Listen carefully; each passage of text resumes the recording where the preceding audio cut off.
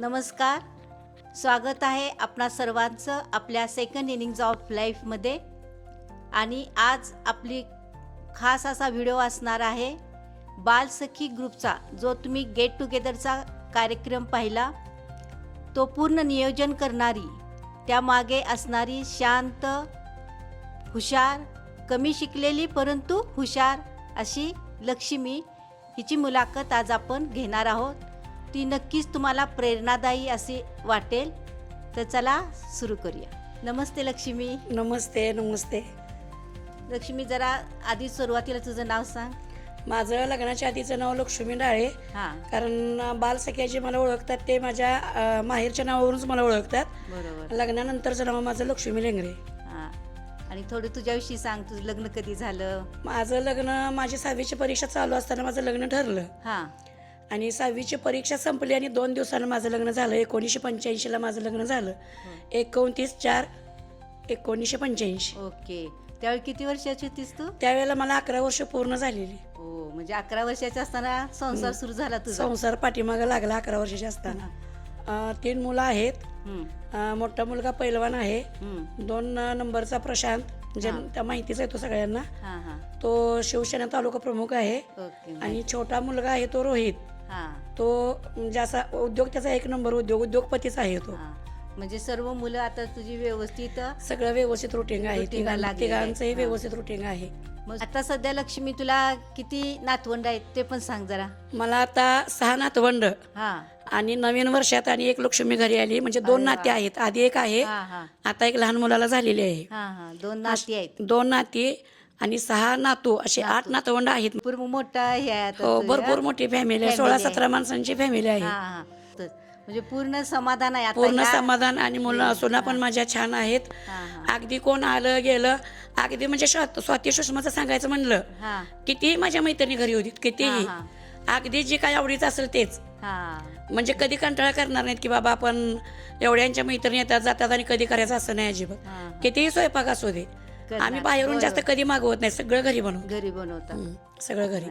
छान, मस्तच. हा, म्हणजे एवढं कष्ट केल्याचं आता तुला समाधान आहे. समाधान आहे. त्याच्यामुळे मी अगदी आनंदात हां फिरत असते सगळीकडे. फक्त थोडं तब्येतीचंच थोडं आता सुद्धा थोडंसं घसा आवाज बसलेलाच बसलेला आहे आहे. जरा.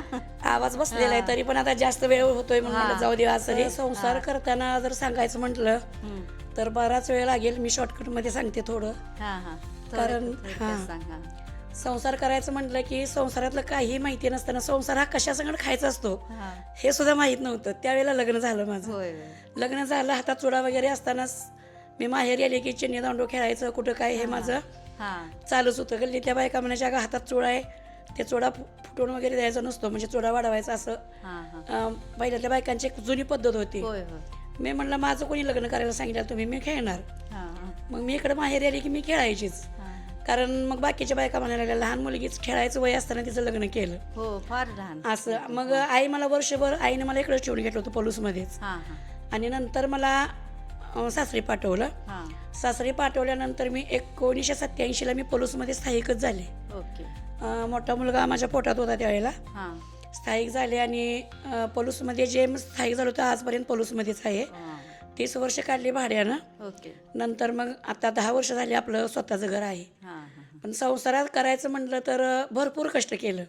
कष्ट मी बघितलेत. कारण मी नेहमी येत असताना जात असताना रस्त्यातच तुझं दुकान होतं. हां. तू शिलाई काम पण छान करतेस. हां. हां, चांगलं म्हणजे प्रसिद्ध होतं तुझी सिलाई हो, वगैरे. हो. आणि रात्रंदिवस तुझं चालू असायचं दुकान. आणि मोठा मुलगा केवढा होता तुला माहितीच आहे. त्याला 6 महिन्याचा असताना मी कुठंपर्यंत चालत येत होती घेऊन. होय होय.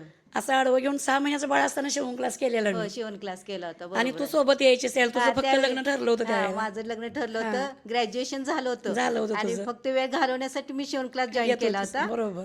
तेव्हा लहान मुलं 6 घेऊन त्या महिन्याचा होता ठिकाणी तो. येत होतीस. हां. हा, मोठा मुलगा 6 त्यावेळी- महिन्याचा होता हां, त्यावेळेला. त्यावेळी मी तुला बघितलं होतं. आणि रात्रंदिवस हे शिलाईचं काम करून मुलांना लहानाचं मोठं कसं करायचं हेच फक्त ध्येय माझ्या पुढं. हां आणि 2002ला मी दुकान चालू केलं. हां आतापर्यंत घरी शिवत होते कपडे. म्हणजे जवळजवळ 88 सालापासून मी कपडे घरी शिवत होते ते 2002 पर्यंत. आणि 2002ला दुकान चालू केलं. ते आज तागायत काय म्हणजे कस्टमरची पण कमी नव्हती. हां आणि दुकान चालू करताना एक मोठा प्रश्न पडला होता.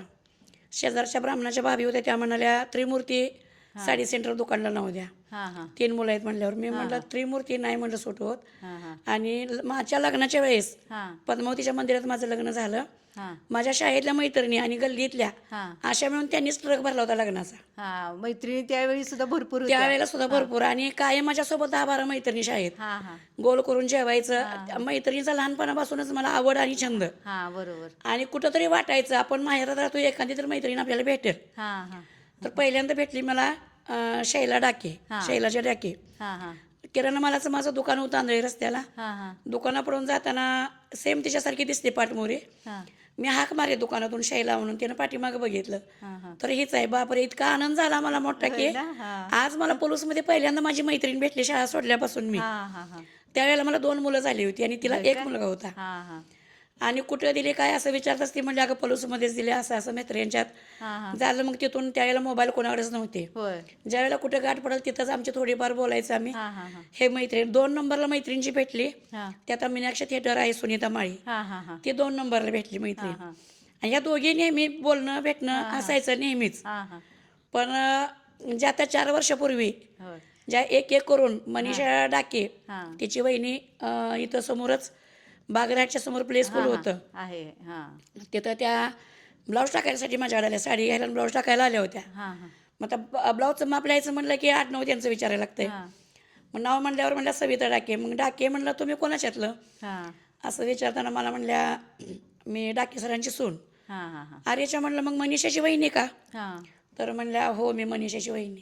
अहो म्हणलं ती माझी क्लासमेट आहे, हां पण ती 4थीतून 5वीला हायस्कूलला गेल्या म्हणलं ती, आणि आम्ही मराठी शाळेतच राहिलो. हां हां तिला सांगा म्हणलं माझा निरोप असं असं माझं लक्ष्मी राळी माहेरचं नाव सांगा म्हणलं. हां हां मग त्याच्यानंतर एक 9 ते 10 महिन्यानं मला मनीषा भेटली. हां आणि एक एक एक एक करून जवळजवळ 80 जणांचे मी नंबर मिळवले. हां आणि नंबर मिळवतानाच इतका आनंद होत होता की पहिल्यांदा मैत्रिणींच्यावर बोलताना की आनंद हा गगनात मावत नव्हता की मला एक एक करून इतक्या मैत्रिणी भेटल्या. हां आणि दुकानाचं मागाशी अर्धच राहिलं बोलून. हां मग दुकानाचं नाव म्हणलं त्रिमूर्ती सूट होत नाही, काय करायचं तर लग्नानं ट्रक भरलेला मैत्रिणीने हां सहेली साडी मॅचिंग सेंटर नाव दिलं मी. हां सहेली नाव ठेवलं. सहेली साडी. आणि माझा माल सुद्धा त्या सहेली साडीवरच यायचा होय, सगळा होय, होय. साड्यांचा बरोबर आहे. वगैरे. हां. हां कारण सहेली नावामुळं हां. मला सगळ्या मैत्रिणी परत परत भेटल्या सगळ्या. होय होय म्हणजे 4 मैत्रिणीवरून 80 मैत्रिणीपर्यंत तुझा ग्रुप गेला. 80 मैत्रिणीपर्यंत ग्रुप गेला.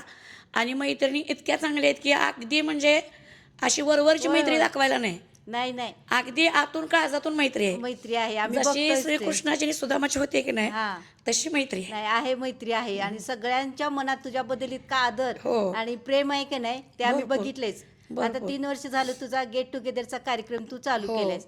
हा कार्यक्रम चालू करण्याचं म्हणजे गेट टुगेदरची तुझी कशी काय म्हणजे डोक्यात ही कल्पना गेट आली? टुगेदरचा आता माझ्याकडे सगळ्यांचा कॉन्टॅक्ट नंबर मी ग्रुप केलाय म्हणल्यावर हां हां मग प्रत्येक जण आली की पलूसमध्ये मला फोन करते पहिला हां की लक्ष्मी तू घरी आहेस का, तुला भेटायला येणार आहे. हां हां मग प्रत्येक जण येऊन मला भेटून जात्या. हां माझी तिची भेट होत्या. पण ज्या लांबच्या आहेत त्या एकमेकींना भेटायची ओढ हां. जशी मला होती तशा सगळ्यांना भेटायची ओढ असणार. मग आपण बरोबर यासाठी आहे. काय करूया हां तर आपण गेट टुगेदर जर आपण ठरवलं हां. तर या गेट टुगेदरला कमीत कमी 30-40 जणी तर नक्कीच येतात. होय होय आणि मैत्रिणी एवढ्या लांबून आता अनिता आगासकर कोकणातून आलेली, होय होय सरिता पोळ खारघर, हां आनंदी भोसले ती पण मुंबईला ठाण्यातच हां, असते, हां, हां. छाया होमकर सोलापूर, अरे अशा 7-8 करार लांबून लांबून मुले येतात. बऱ्याच फक्त लांबून येतात. हो. भरपूर लांबून. आणि हां. त्यांना पण ओढ असते की बाबा आपण जर एका गेट मैत्रिणीला टुगेदरला गेलो भेटायची, होय तर आपल्याला कमीत कमी 30-40 जणी या भेटतात. बरोबर आणि मला काय माहेरात आलेली मुलगी मला भेटूनच गेलेली आहे. होय माझ्या घरी येऊन भेटून गेलेले होय. आहे. मला येऊन जेवून जाते ती ते हा माहिती आहे येऊन आम्हाला. जेवण आणि सगळ्यांना जेवण जेवण वगैरे. ज्या नॉनव्हेज खात नाही त्यांना सरळ मी हां. हॉटेलमध्ये घेऊन जाते. कारण हां. ज्यांना जे- नॉनव्हेज होय, बघितलं की जे- जीव वाटत नाही घरात. बरोबर आहे. मग त्यांना मी हॉटेलमध्ये घेऊन जाते आपलं. आणि हां, हॉटेलमध्ये हां, शुद्ध शाकाहारी होय, असतं होय. जेवण. पण इतरांना भेटण्याची संधी मिळावी म्हणून हा गेट टुगेदरचा. म्हणजे एवढी ओढ असते मैत्रिणींना तुला भेटायची. हां मग या माग काय गुपित काय आहे तुझं म्हणजे? ह्या मागं गुपित म्हणजे कमीत कमी मला वाटते मी 38 वर्षी संसार असा केला.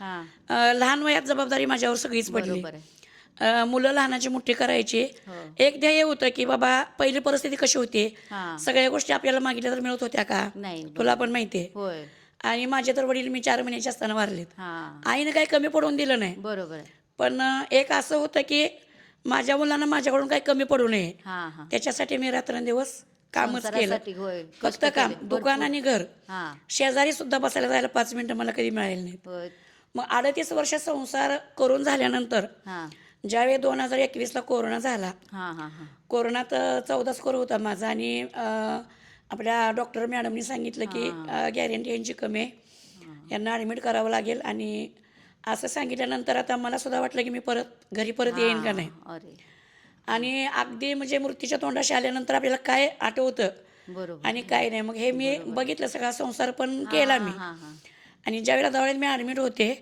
आणि 2 गाड्या आपल्याकडे असून एकही गाडी मला न्यायला नव्हती. अरे बघ एक गाडी छोट्या मुलाकडे पुण्यात हां आणि एक इथून प्रशांत पुण्याला गेला, त्याची मिटिंग होती म्हणून. हां त्या काय मग मोठा मुलगा पहिलवान आहे, त्यानं त्याच्या वस्तादांची गाडी आणली मला न्यायसाठी. हां ॲडमिट वगैरे केलं पण तिथं बेड नव्हता शिल्लक. बेड शिल्लक नाही. मग हा मधला मुलगा त्यानं पुण्यातून सगळे ॲडजस्टमेंट केली. हां जे सांगली जिल्ह्याचे जिल्हा प्रमुख आहेत हां हां त्यांना फोन लावला, माझी आईचं असं असं आहे आणि हां हां तुम्ही काही करा करा, आईला बेड पाहिजे. हां मग त्याने बेड वगैरे उपलब्ध करून दिला, चांगली काळजी घेतली माझी. हां हां आणि मी रिटर्न घरी आले.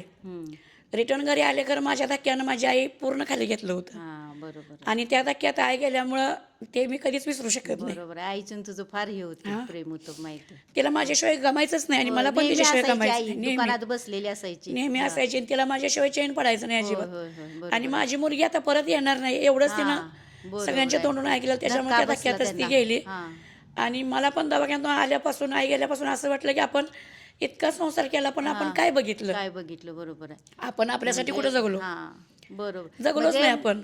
जवळ हे गेल्यानंतर, मृत्यूच्या दाढेत गेल्यानंतर लक्षात आलं लक्षात आलं. की आपण काय जगलोय हा, आतापर्यंत. आपण स्वतःसाठी काहीच जगलो नाही. एक तर आपलं शिक्षण कमी, हां लग्न झाल्यामुळं जाता आलं नाही. देर म्हणाले मुलगी आत्ताच इतकी हुशार आहे, ही 6वीला असताना हां पुढं शिकली तर माझ्या भावाला म्हणजे विचारायची नाही किंवा हां हां जास्त हुशार म्हणजे झाली किंवा काय झालं होय तर होय होय लग्न असंच पद्धतीने केलं होतं की हिला पुढे शाळा शिकवायची. हां हां कारण आईनं आमच्या लग्नाला नकारच दिला होता, मुलगी लहान आहे अजून, लग्न करायचं नाही म्हणून. हां हां पण याने शाळेचं जरा हे दाखवल्यामुळं हां हां आणि परत नंतर त्यांनी 7वीला लग्न झाल्यानंतर 7वीला 1.5 महिना गेल्यावर परत पत्र पाठवलं. हां कारण तो 7वीचा धडा अजून माझ्या लक्षात आहे. हां 7वीला धडा होता, द नेबर्स बेबी वाजील, इंग्लिशमध्ये धडा होता तो आम्हाला. हां हां मग 1.5 महिन्यात किती शिक्षण होणार आहे म्हणून हां मग 7वीतलाच दाखला, शाळेचा दाखला मिळाला 7वीचाच मिळतोय मला. हो पुढं शिक्षण नाही, काही नाही. हां एक मला आदर्श गुरु म्हणून पण पतंगीबाई मुळेबाई आपल्या हां हो. चांगल्या लाभल्या, त्यांना त्यांच्यामुळे सुद्धा माझं तू प्रत्येक वर्षी बोलवून गुरुपौर्णिमा. करतेस आणि अगदी गुरुजाईच्या वेळी पण गुरुपौर्णिमेच्या वेळी जाऊन भेटतेस. जाऊन भेटते, त्यांना बोलवते, त्यांचं गुरुपूजन करते. हां बाकीच्या मीच फक्त लाभ घ्यायला नको सगळ्या म्हणून मैत्रिणी इतर मुलींना ज्यांना पॉसिबल आहे हां हां त्यांना मी बोलवते की तुम्ही पण या. हां ज्यांची खरंच अडचण आहे त्यांना मी म्हणजे फोर्स करत नाही. बरोबर आहे. ज्यांना शक्य होईल तेवढ्या जणी या. ह्या वेळेस 20 जणी होत्या. पहिल्या वर्षी 5-6 जणीत केला आम्ही, हां हां पण आत्ताच्या गुरुपौर्णिमेला कमीत कमी एक 20 जणीत होतो आम्ही. होय.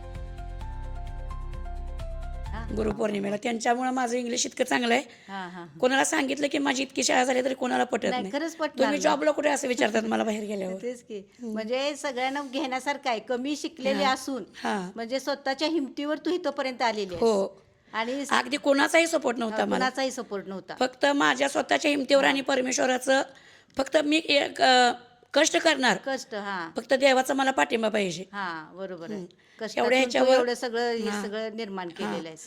आणि स्वतःसाठी कुठं जगलो कोरोनात कळाल्यानंतर हां हां मग मी म्हणलं आता आपण खरंच आपल्यासाठी जगलं पाहिजे. होय होय.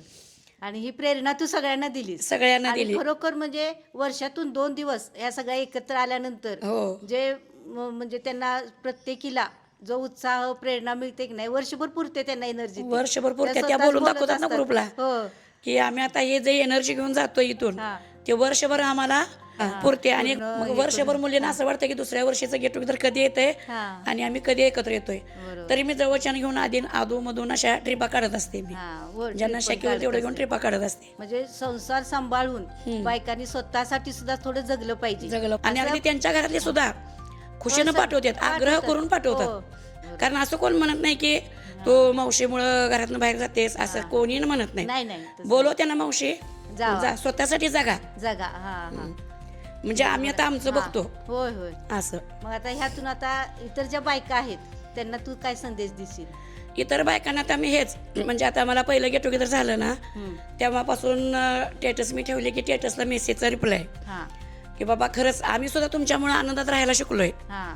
आणि तुम्ही आता ह्या वयात इतकं करताय तर आम्हाला सुद्धा वाटतं तुमचं बघून की आम्ही ट्रिप काढावी, हा. आम्ही सुद्धा मैत्रिणी गोळा करून गेट टुगेदर करावं. हा, हा. पण हे शक्य होत नाही. 10 जणी जर गोळा करायचं म्हटलं तर आमच्या हा. होत नाहीत. हे फार मॅनेजमेंट फार हा. महत्वाचं आहे सगळ्यांना गोळा करायचं. आणि हे हा करायचं. तुम्ही कसं मॅनेज करता? हा तर असं काय नाही म्हणणं, मला कुठलीच गोष्ट जर मी हातात घेतली तर मला कुठलीच गोष्ट अवघड वाटत नाही. हा हा. अवघड गोष्ट सुद्धा मला सोपी होती, कारण ह्या सगळ्यांचं मला प्रेम मिळत असतं त्याच्या बरोबर पाठीमागं. आहे. आणि सगळ्या बालसख्या मला सपोर्ट करतात. होय होय सगळ्या. सगळ्या अगदी ग्रुपला जर टाकलं ना की काय करूया, हा. तुमचा पण जरा विचार सांगा. होय. आता ग्रुपला तर तू सगळ्यांचं बघत असतेस होय, मेसेज. बरोबर आहे. काय नाही, तू सांगशील ते ठरव. जेवण सुद्धा तुझ्याच ह्यानं ठरव, तू सांगशील ते आम्हाला होय, सगळं सगळं मान्य. जे लक्ष्मी सांगेल ते आम्ही करणार. सगळ्यांचं हेच म्हणणं असते. सगळ्यांचे. तरी पण मी का करते, त्यांना का विचारत असते, जरा दुसऱ्यांची पण चॉईस आपण जरा हा, बघितली पाहिजे. बघितली पाहिजे. सगळ्यांनाच माझं काय सांगणं आहे की जे आता माझ्या बालसख्या तर ग्रुपला सगळं ऐकतच असतात, हा हा. पण इतरांच्यासाठी सुद्धा तुम्ही स्वतः, आता काही काही बायकांना कसं असतं घर सोडूच वाटत नाही. होय होय. म्हणजे बाबा मुलाला मुलं झालेत, म्हणजे मुलगीला आपली मुलं झालेत, जबाबदारी त्या पकडून धरतायत. ते जबाबदारी सोडून यायचं म्हणजे नको जबाबदारी वाटतंय. सोडून. आणि जबाबदारी सोडा पण म्हणत नाही मी, हा. म्हणजे फक्त 2 दिवसासाठी. एखाद्याच्या घरात वाद सुद्धा नको आहे. म्हणजे अगदी की होय, बाबा होय. काही काही जणांना अजून बायकोला घरातून बाहेर गेलेला आवडत नाही, होय होय. मुलांना आवडत नाही. पण बरोबर आहे. आता जेवढ्या माझ्या बालसख्या आहेत की नाही, यांच्या कोणाच्या घरात काही प्रॉब्लेम नाही. हा पण काही काही स्त्री अशा आहेत, आता ह्यातली एक येत नाहीत, जवळजवळ 10-12 जणी हा, हा. गेट टुगेदरला येत नाहीत. हा त्यांचं असं आहे की बाई कंटाळा, हा. म्हणजे त्यातच गुरपडून राहिल्यात त्या. ह्या सगळ्यांनी सुद्धा स्वतःसाठी थोडं जगलं पाहिजे, कारण आयुष्याचा वन समोर परत नाही. करेक्ट. बरोबर आहे. बघा, एवढी कमी शिकलेली असताना सुद्धा तिचे विचार किती उच्च आहेत आणि सगळ्या स्त्रियांना प्रोत्साहित करण्यासाठी खूप छान असं तिनं सगळ्यांना संदेश दिलेला आहे. तुम्ही सुद्धा नक्की ह्याचा विचार करा आणि ह्याप्रमाणे स्वतःसाठी जगा. प्रेरणादायी मुलाखत तुम्हाला सुद्धा आवडली असेल तर जरूर तुम्ही यातून प्रोत्साहन घ्या. आणि जर व्हिडिओ आवडला तर लाईक करा, शेअर करा आणि आपल्या सेकंड इनिंग्ज ऑफ लाईफला सबस्क्राईब करायला विसरू नका. आणि असे सुंदर अनुभव आमच्यासोबत घेण्यासाठी आमच्या सेकंड इनिंगच्या फॅमिलीमध्ये जरूर सामील व्हा. भेटूया लवकरच. तोपर्यंत खुश रहा, आनंदी रहा. नमस्ते. नमस्ते.